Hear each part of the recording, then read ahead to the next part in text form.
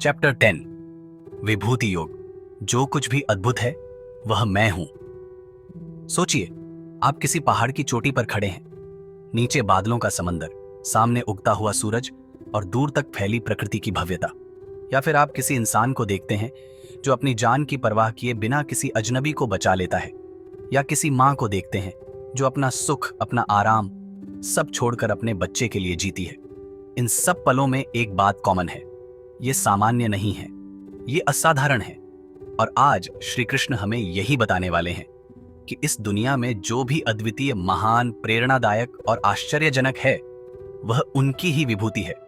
और अगर हम यह दृष्टि पा लें तो हमारी दुनिया देखने का तरीका हमेशा के लिए बदल जाएगा। अर्जुन का प्रश्न, हमारा भी प्रश्न कुरुक्षेत्र के रणभूमि में युद्ध के बीच अर्जुन कृष्ण की ओर देखते हैं। उनके भीतर अब एक नई जिज्ञासा है।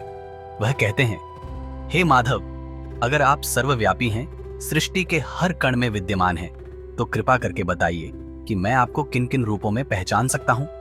आपकी कौन कौन सी महानताएं, आपकी विभूतियां हैं? यह सवाल सिर्फ अर्जुन का नहीं है, यह सवाल हम सबका है। क्योंकि हम में से ज्यादातर लोग भगवान को सिर्फ पूजा पाठ में ढूंढते हैं। हम मंदिर में तो उन्हें देखते हैं, लेकिन जीवन के बाकी हिस्सों में, ऑफिस, घर, सड़क, बाजार, हम उन्हें भूल जाते हैं। अर्जुन का यह सवाल हमारे लिए एक आईना है। क्या हम ईश्वर को सिर्फ एक जगह तक सीमित मान रहे हैं, जबकि वह हर जगह है? श्री कृष्ण का उत्तर, दृष्टिकोण बदलने वाला सत्य। श्री कृष्ण मुस्कुराते हैं। यह मुस्कान गहरी है, जैसे किसी को वह सच बताने वाले हों जो उसके जीवन का नजरिया बदल दे। वह कहते हैं, अर्जुन, मैं अनंत रूपों में हूं, लेकिन मैं तुम्हें अपनी कुछ विशेष विभूतियां बताऊंगा, ताकि तुम मुझे हर जगह, हर महानता में पहचान सको। जो कुछ भी इस संसार में अद्वितीय है, जो कुछ भी महान है, जो कुछ भी तेजस्वी, शक्तिशाली और प्रेरणादायक है, समझ लो वह मेरा ही अंश है। विभूति, महानता में छुपा ईश्वर। विभूति का मतलब है ईश्वर का वह विशेष स्वरूप जो किसी व्यक्ति, वस्तु या घटना में असाधारण रूप में प्रकट होता है। जब एक साधारण इंसान असाधारण साहस दिखाता है, वह ईश्वर की विभूति है। जब कोई कलाकार ऐसा रचता है जो पीढ़ियों तक दिलों को छू जाए, वह ईश्वर की विभूति है। जब कोई वैज्ञानिक एक खोज से पूरी दुनिया की दिशा बदल देता है, वह ईश्वर की विभूति है। जब कोई संत एक गांव की सोच बदल देता है, वह ईश्वर की विभूति है। श्री कृष्ण की दिव्य सूची कृष्ण अर्जुन को उदाहरण देकर समझाते हैं। सूर्यों में मैं आदित्य हूं, जो अंधकार को मिटाकर सबको जीवन देता है।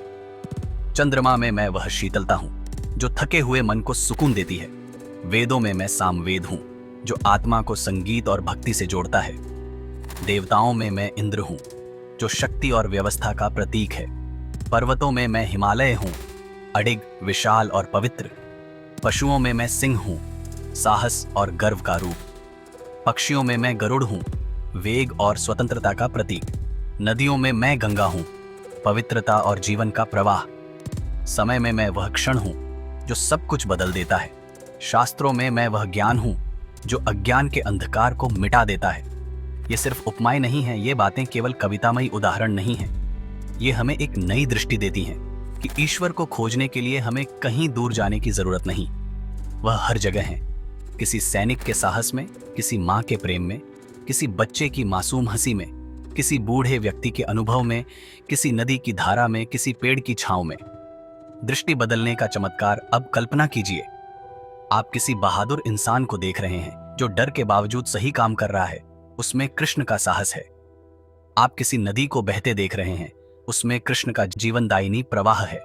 आप किसी गुरु को ज्ञान बांटते देख रहे हैं, उसमें कृष्ण का प्रकाश है।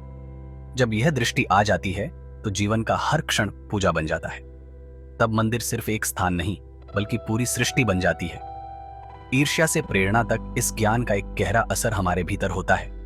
जब हम किसी महानता को देखते हैं तो उसमें भगवान की झलक देखते हैं। तब ईर्ष्या, जलन और हीन भावना की जगह प्रेरणा और कृतज्ञता आ जाती है। हम समझ जाते हैं कि किसी की प्रतिभा उसे अकेले नहीं मिली, वह भी उसी ईश्वरीय स्रोत का अंश है जिसका अंश हम हैं। इसलिए हम भी अपनी जिंदगी में उसी महानता को जागृत कर सकते हैं।